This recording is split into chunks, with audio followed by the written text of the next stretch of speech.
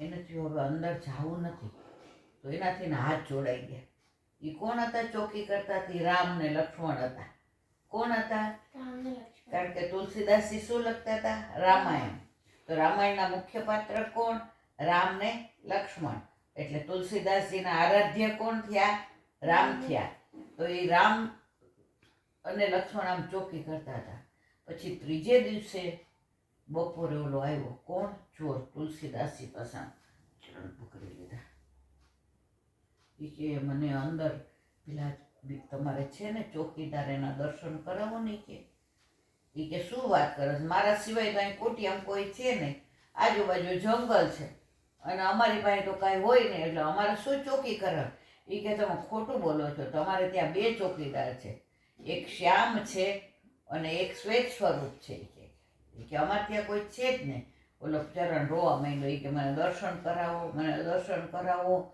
આ તો સાક્ષાત ભગવાન હતા. કે અને મને એના તેજમાં અંધાઈ ગયો તો આજે મારો બેડો પાર થઈ ગયો, મને એમના શરણે લ્યો. તુલસીદાસજી કે કોણ હતું? તો કે તીર કામઠું લઈને અંબોડો વાળેલા ને આવી રીતે. કે ઉપરનું ઈ મારા પ્રભુ મારા માટે શ્રમ લીધો. કે આજે ચોકીદારી કરતા હતા. જુઓ, પ્રભુએ કીધું હતું ને તારા યોગક્ષેમની જવાબદારી કોની? મારી. તો તુલસીદાસજીએ કહ્યું કે મારું શરણું તો મારા રામ જ છે. તો એની યોગક્ષેમની જવાબદારી કોણે લીધી? રામે લીધી ને. પછી તુલસીદાસજી કે અરે મારા પ્રભુને મારા માટે શ્રમ લેવો પડે. તો કુટિયામાં જેટલું હતું ને એ બધું બહાર જઈને વેચે એવા સાધુ સંતને દઈ દીધું. એ કે અંદર કાંઈ હોય તો ચોરને આવવું પડે ને, અને ચોર આવે તો મારા પ્રભુને શ્રમ લઈને ચોકીદારી કરવી પડે ને. કે મારા ઘરમાં, મારી આ કુટિયામાં રોજ જેટલું આવે એટલું બે રોટી બનાવી ધરીને લેવાનું, બાકી કાંઈ રાખવાનું નહીં. પણ મારા પ્રભુને શ્રમ આપીશ નહીં. તો યોગક્ષેમની જવાબદારી એ પ્રભુએ લીધી હતી. તો ચોર ચોરી કરવા આવ્યો તો કોણે જવાબદારી લીધી? ચોકીદારીની લીધી ને. હવે એવો જ બીજો દાખલો જગન્નાથ પંડિતનો આપ્યો. કોનો આપ્યો? જગન્નાથ પંડિતનો. જગન્નાથ પંડિત આજ સાચી બની ગયેલી હકીકત છે. કાશીમાં રહેતા હતા અને ગીતાના બધા શ્લોકો ઉપર વિવરણ લખતા હતા. શું લખતા હતા? એની ટીકાઓ લખતા હતા. આનો અર્થ આ થાય, આ થાય, આ થાય. વલ્લભે ભાગવતની ટીકા લખીએ, સુબોધિનીજી છે ને, એવી વિશ્વમાં ક્યાંય ભાવ કોઈ નથી કર્યા. વલ્લભે સુબોધિનીજીમાં એટલા બધા ભાવના કરી છે, એક એક શબ્દને ફેરવ્યો છે. અને જે વ્યાસજીએ કેવું છે ને એ જ બધું અક્ષરશઃ પણ પોતે પોતાની રીતે ભાવાર્થ કર્યા છે અને સુંદર વિવરણ છે. તો પછી આપણે જગન્નાથ પંડિત શું કરતા હતા? આ જે શ્લોક આવ્યો ગીતામાં કે તારા યોગક્ષેમની, તું મારા શરણે આવ, તારા યોગક્ષેમની જવાબદારી મારી, તો એનું વિવરણ લખતા હતા. તો અંદર હતું યોગક્ષેમ વહામી. વહામી એટલે વેંઢારીશ, હું એ વહન કરીશ, એનો ભાર ઉચકીશ. તો આ જગન્નાથ પંડિતને મજા ન આવી.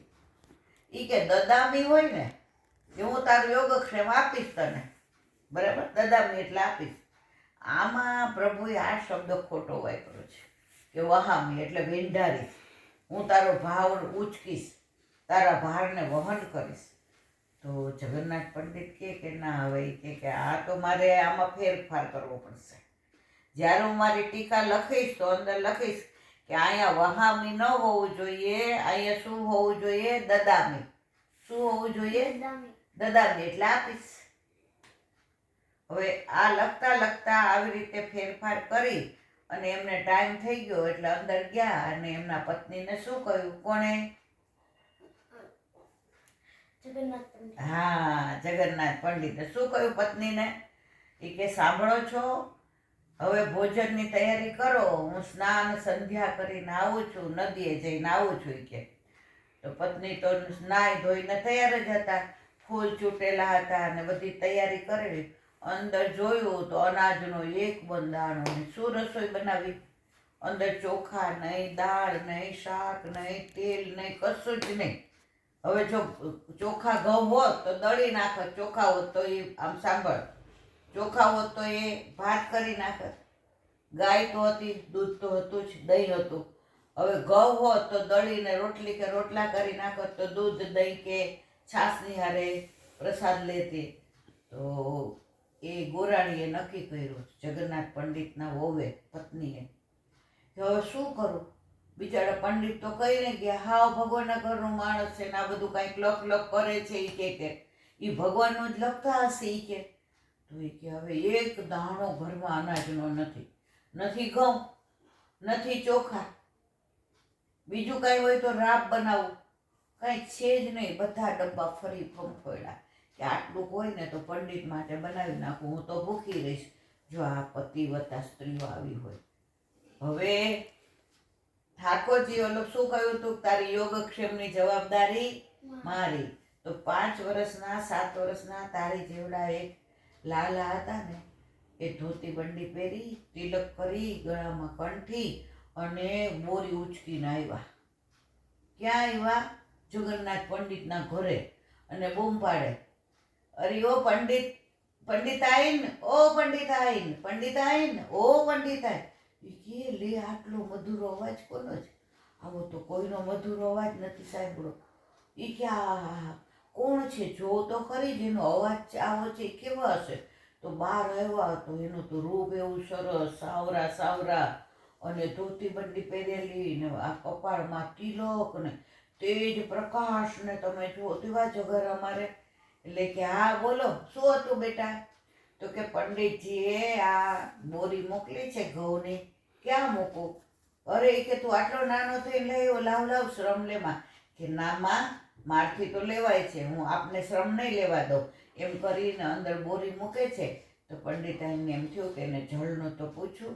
અંદર જળ લેવા ગયા તો આવીને જોયું તો એના મોઢામાંથી આ બધું તૂટી ગયું હતું ને લોહી લોહાણ હતા.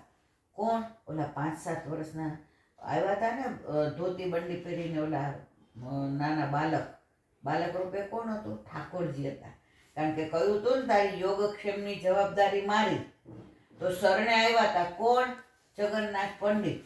તો એણે હવે જોયું કે ઘરમાં કાંઈ છે નહીં, તો ઠાકોરજી ઘઉંની બોરી લઈને આવ્યા, જેટલી એને ઉચકાય એટલી. આ જોયું તો બધું લાલ લાલ ઘૂમ ને મોઢામાંથી લોહી. એ બેટા તમને મોઢામાંથી આટલું બધું લોહી કેમ નીકળ્યું? એ કે તમારા વરે મને માર્યું છે એટલે લોહી નીકળ્યું. એ કે હે શું કયો છો? એ કે બેટા ફરી કયો તો. એ કે તમારા પતિએ મને માર્યું ને એટલે લોહી નીકળ્યું છે. કે અને જગન્નાથ પંડિતના વહુને કોઈ દી ગુસ્સો ન આવે. તે એટલો ગુસ્સો, અરે આટલું બાળક, આટલું સુંદર, આટલું સરસ, આટલું રૂપાળું, આટલા તેજવાળું, આટલા પ્રકાશવાળું, અને તમે બોરી આના માટે મોકલી? તમે જાતે લઈને ન અવાય? તમે જો 5 હાથ પૂરા છો, આજે આ બાળકને આવો શ્રમ આપ્યો? એમ કરીને કે ઉભો હું તને જલથી બધું લૂછી દઉં હો બેટા. અંદર જઈ લેવા ગયા, ઠાકોરજી અંતર ધ્યાન થઈ ગયા. કોણ હતું એ? ઠાકોરજી હતા. તો પછી ત્યાં તો અંદર, અને એ તો જુએ, અરે રે આ છોકરો તો વયો ગયો, કેટલી મજૂરી કરી બિચારા, એ મોઢામાં લોહી નીકળતું હતું, થોડી વાર રહ્યો હોત તો હું એને કે